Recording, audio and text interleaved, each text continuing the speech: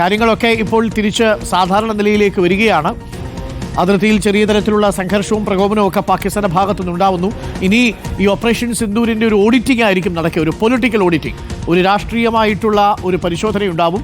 തീർച്ചയായിട്ടും പ്രതിപക്ഷത്തിന്റെ ചോദ്യങ്ങൾ പ്രസക്തമാണ്. അതിന് മറുപടി പ്രധാനമന്ത്രി നൽകേണ്ടി വരും. പാർലമെന്റിന്റെ ഒരു സെഷൻ വിളിക്കണം, സർവകക്ഷി യോഗം വിളിക്കണം തുടങ്ങിയ ആവശ്യങ്ങളുണ്ട്. ഓപ്പറേഷൻ സിന്ദൂർ പഹൽഗാമിലെ ഭീകരരെ കിട്ടിയോ എന്നൊരു വളരെ പ്രധാനപ്പെട്ട ചോദ്യമടക്കം ഉയർത്തുകയും ചെയ്യുന്നുണ്ട്.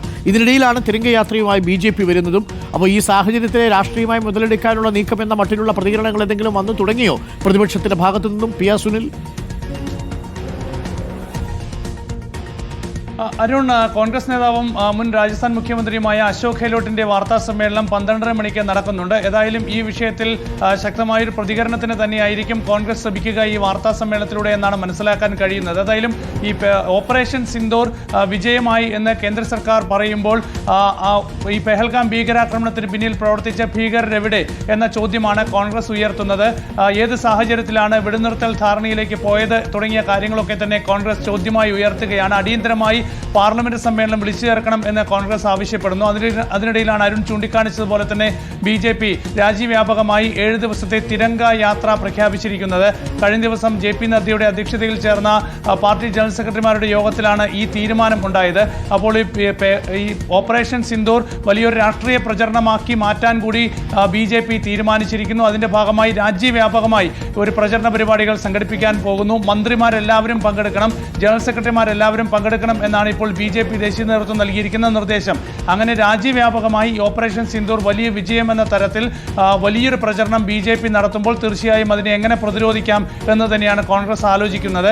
ഏതായാലും ഈ ഓപ്പറേഷൻ സിന്ദൂർ പൂർണ്ണ വിജയമാണെന്ന് പറയാനാകില്ല എന്നതാണ് കോൺഗ്രസ് ഇപ്പോഴും പറയുന്നത്.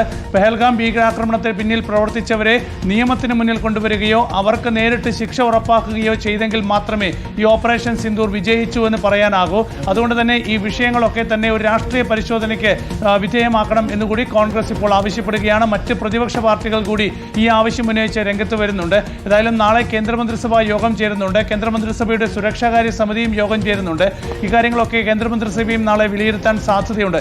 ഏതായാലും ഇനി അങ്ങോട്ടുള്ള ദിവസങ്ങളിൽ വലിയ രാഷ്ട്രീയ നീക്കങ്ങളുടെ ദിവസം തന്നെയായിരിക്കും എന്ന കാര്യത്തിൽ യാതൊരു സംശയവുമില്ല. ഈ വർഷം ബീഹാറിൽ തെരഞ്ഞെടുപ്പ് വരാൻ പോകുന്നു.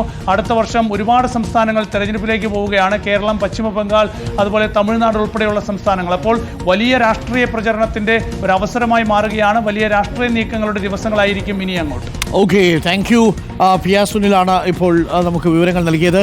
അപ്പോൾ ഇനി ഓപ്പറേഷൻ സിന്ദൂരുമായി ബന്ധപ്പെട്ട് രാഷ്ട്രീയ വിവാദങ്ങളും ആരോപണങ്ങളും പ്രത്യാരോപണങ്ങളും ഒക്കെ കൊഴിക്കാനുള്ളൊരു സമയം കൂടിയാണ്. തീർച്ചയായിട്ടും അത് ചോദ്യങ്ങൾ ഉണ്ടാവണം, അതിന് മറുപടി സർക്കാരിനും ഉണ്ടാവും എന്ന് തന്നെയാണ് നമ്മുടെ പ്രതീക്ഷ.